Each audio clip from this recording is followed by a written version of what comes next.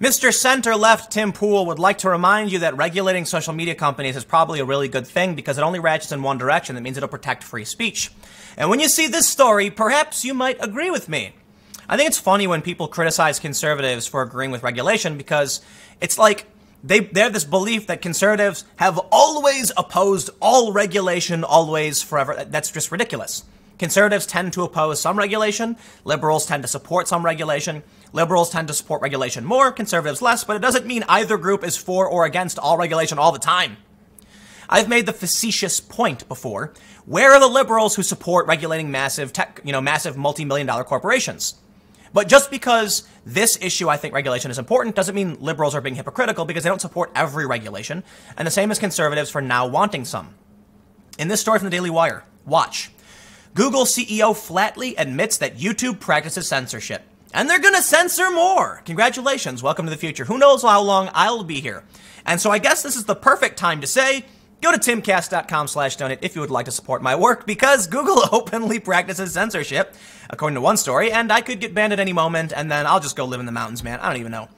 But you can donate through PayPal. There's a cryptocurrency link. There's a physical address. But of course, commenting on the video, subscribing, liking, engaging with the content really, really does help.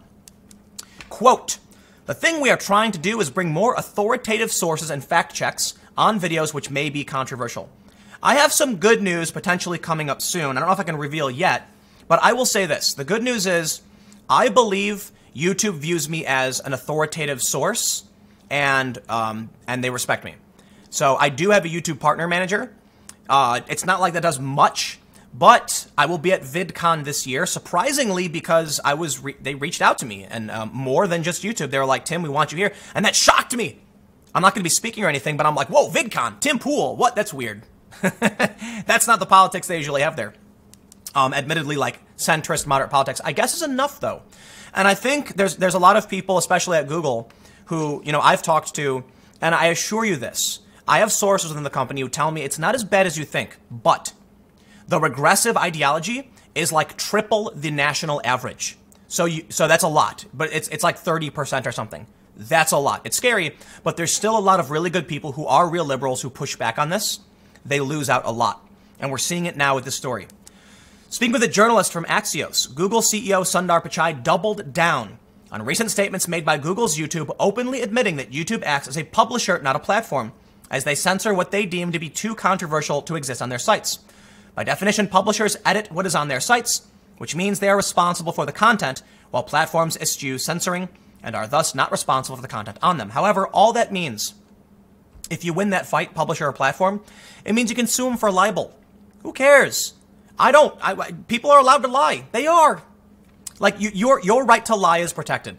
However, if you defame somebody, slander or libel, then you can sue them. But what I mean by lie is, if I told you the moon was made of cheese, that is my free speech right to do so. If I say you are made of cheese, well, that's a false statement of fact, right? So that's the difference. The point I'm trying to say is, I don't like liars. I don't like fake news, but I do really, really like free speech and understand that you should not let the line erode. Because, gosh darn it, they will come for you in a heartbeat. Let's read on. As Adam Kandob, law professor and director of the Intellectual Property, Information, and Communications Law Program at Michigan State University, and antitrust lawyer Mark Epstein explained in the City Journal, May 2018, Section 230 of the Communications Decency Act immunizes online platforms for their users' defamatory, fraudulent, and otherwise unlawful content. Congress granted this extraordinary benefit to facilitate forums for a true diversity of political discourse. This exemption from standard libel law is extremely valuable to the companies that enjoy its protection, such as Google, Facebook, and Twitter. But they only got it because it was assumed that they would operate as impartial, open channels of communication, not curators of acceptable opinion. So it is bad news. I'll put it this way. The argument is actually, it's still a good fight to be made, because it's not so much about suing them for libel, it's about the fact that they could be, and thus they'd have to basically shut down. Think of this way. If you take away their libel protections, Google will say, okay, we either remove literally everything from search, because if it's libelous, we'll get sued, or we stop curating. Plain and simple. There is a big challenge with YouTube, however. You have no right to monetization, you have no right to recommendation, and I believe that to be the case. Steven Crowder has no right to be monetized by YouTube. However, There is an argument to be made that if there is a standard applied evenly across the board to everybody who signs up, arbitrarily removing that from some people is a violation of standards on YouTube. If they want to create an invite-only partner program, fine. And here's the thing. We're there right now. To get into the partner program requires certain guidelines and restrictions. They've actually made it very, very difficult. It used to be for everybody. But now that it is back to being a privilege, I'm not gonna argue in defense of Crowder's right to be monetized. But he does have a right, in my opinion, to be on the platform, and for everyone who subscribes to him to be able to get his videos in their feed, because that's what subscriptions are for. The point I'm trying to make here when it comes to censorship versus privileges is that YouTube is actually a bunch of different things. You are not being censored if YouTube allows you to upload your videos. If YouTube recommends you, that's YouTube doing you a favor. Your speech still exists. Removing you from search, nah, that's a violation of speech. But not putting you in recommendations, well, listen, recommendations are YouTube's choice, whether or not to deliver your content to somebody. If a PR company says we won't work with you, that's too bad, right? So because Google is doing all of these things, they're entering murky territory. There is an argument to be made that YouTube should neutrally recommend content people may like if they do it for everybody. And this is where the challenge comes in. If YouTube was 3 companies, a marketing agency, hosting service, and ad agency, then you'd have no right to any one of these 3 things.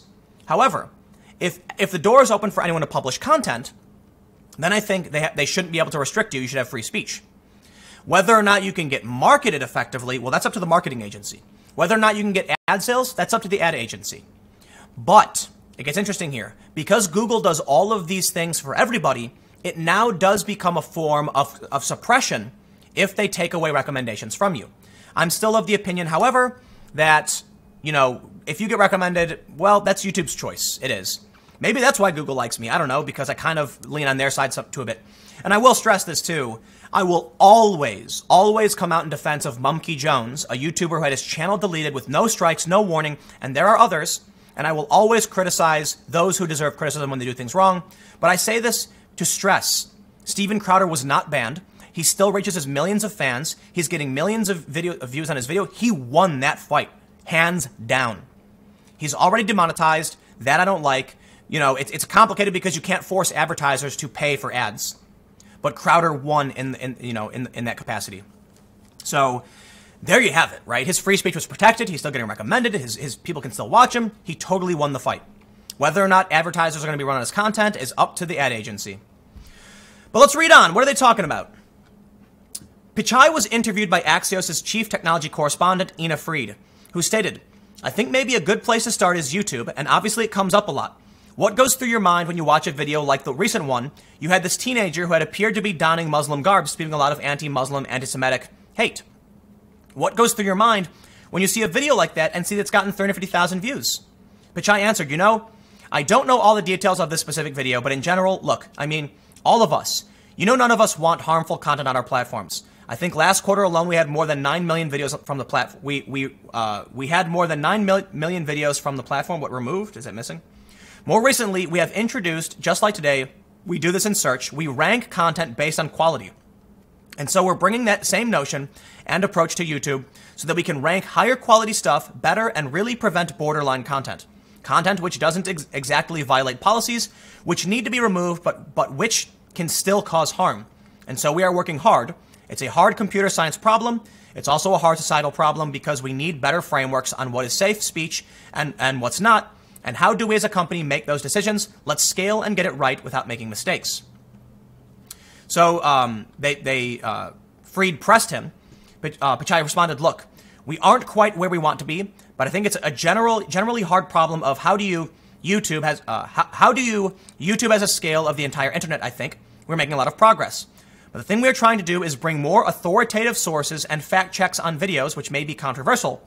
It's a case where we got it wrong, but that's what we are trying to do, and we are working hard to improve. In this tweet, Cliff Sims said, this is scary.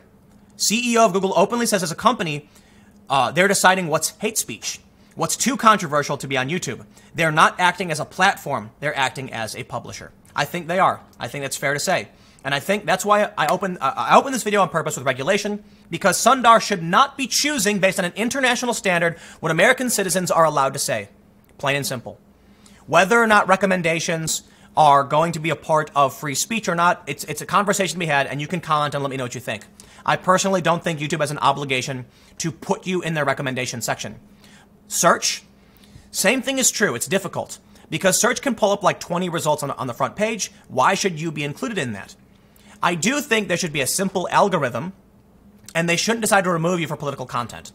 If somebody wants to search for immigration, you should get the most relevant content based on neutral algorithmic standards. How we regulate this is really, really difficult.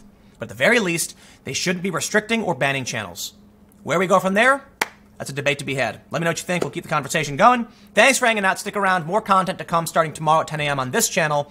For those on the podcast, every day around 6:30 or 7, the podcast will be up. And I will see you all next time.